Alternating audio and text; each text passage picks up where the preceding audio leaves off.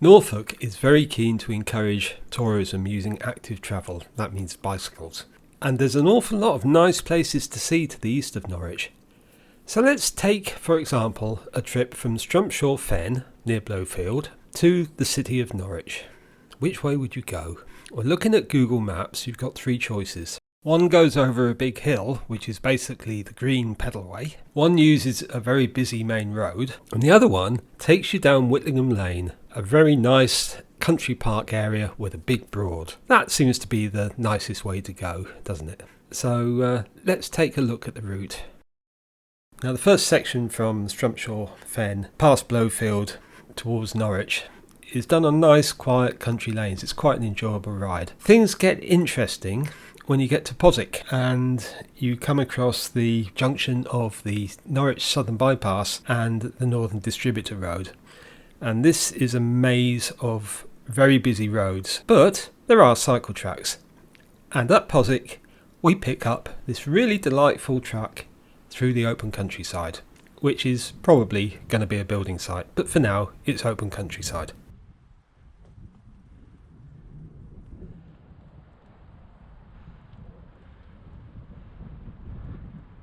This is a lovely route. It really is. It's a joy to ride. It's a bit boring, so I've sped it up by about 3 times. The only complaint along here really is the overgrowing vegetation. Nobody's doing any maintenance down here. That's a real pity.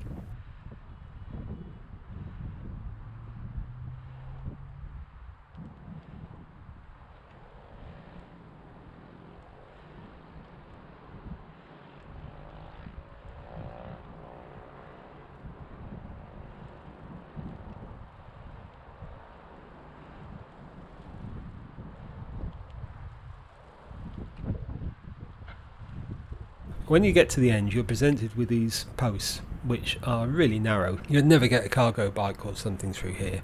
They're far too narrow. They should be 1.5 metres apart. Irrespective of which way you're actually going to head in towards Norwich, you've still got to go through this bit, and it's very slow. There are numerous pedestrian crossings, lots of traffic. It's really quite a boring, slow process, so we'll speed it up. It's extremely confusing if you don't know where you're going, and there's virtually no signposts, and the signposts there are vague and really not much use.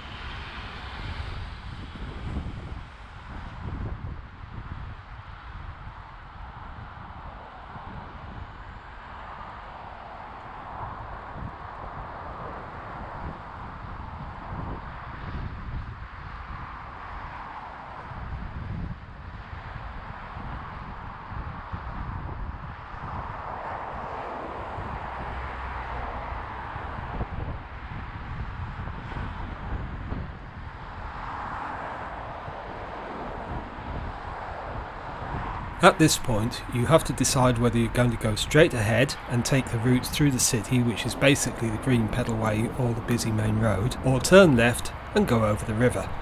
We're going to go over the river. Now this section of cycle track was built at the same time as all the others, aiming down towards the river crossing. Now at this point, the relatively new cycle tracks built by Norfolk County Council come to an end, and they've put up this advisory end of cycle lane sign and another sign saying cyclists dismount. Although in fact it joins up with a path that was built back in 1990-ish when the A47 Southern Bypass was built, including the viaduct that we're now about to go across. How do I know this was built as a cycle path? Show you later. We start with this extremely narrow section. I mean, this isn't wide enough really to walk beside your bicycle with, so I'll carry on riding, and eventually we come to this bridge, and look at this. This is a bridge over the railway line. Why are these bollards in the pavement cycle track? I mean, there really isn't enough room here to walk beside your bicycle and push it. And just as the path begins to widen out slightly, we get a road sign lying flat, almost invisible, a real hazard. And then just beyond that, some steps that lead down to the river somewhere. Completely unmarked. And then we come to the bridge proper. The pavement does get slightly wider here. But would you really want to walk across this?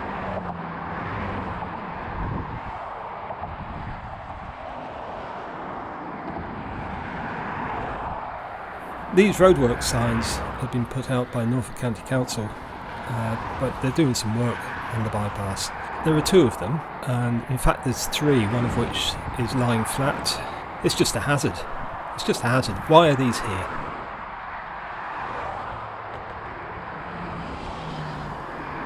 If you go here during the summer, you will see sometimes families riding across this with children. Sometimes cyclists meet each other going in the opposite directions and have to sort of squeeze past each other. This is a reasonably well-used cycle route. Of course, it's not only tourists that cross this bridge on cycles. A lot of commuters also do. People working in County Hall on the south side or Broadham Business Park on the north. And of course, near the Broadham Business Park, you've got the huge Dussingdale estate. So this is an important link. And can you imagine cycling this at night? A lot of people do.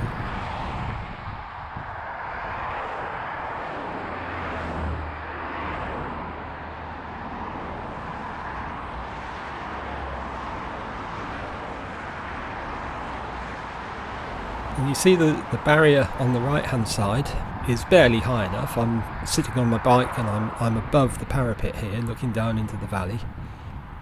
And the other side I've got this screaming traffic going past.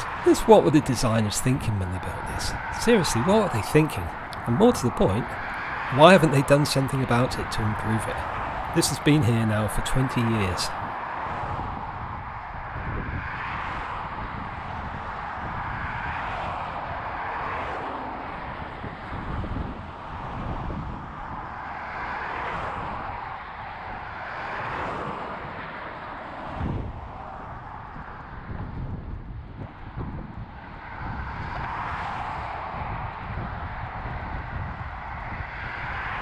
And when we eventually get to the other end, we come off the bridge down this little slip road thing, and there's a cycling signpost on the right, which gives it away really. This is supposed to be a cycling route. Coming the other way, there's no cyclist dismount, end of cycle track sign, anything like that. You just come up this little path and you're straight onto the bridge, just as it was designed in the early 90s.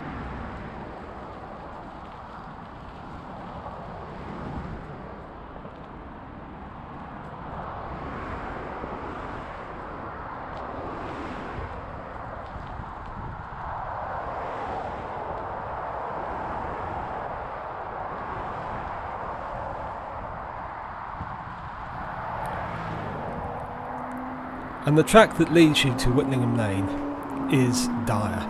It's actually really quite dangerous to cycle along here. And again, wouldn't like to do this at night. Look at these ruts. It's really substandard.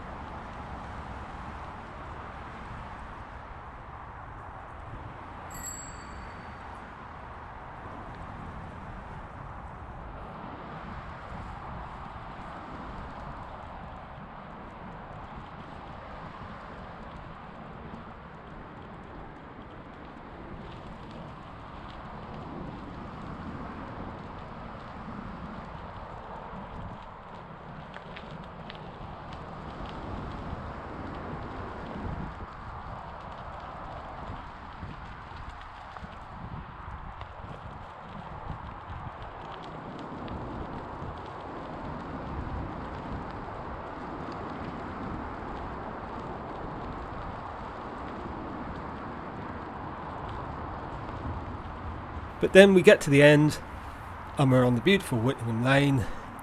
You've got the Broad, You've got Norwich at its best, really. You just had to get over that bridge to get here.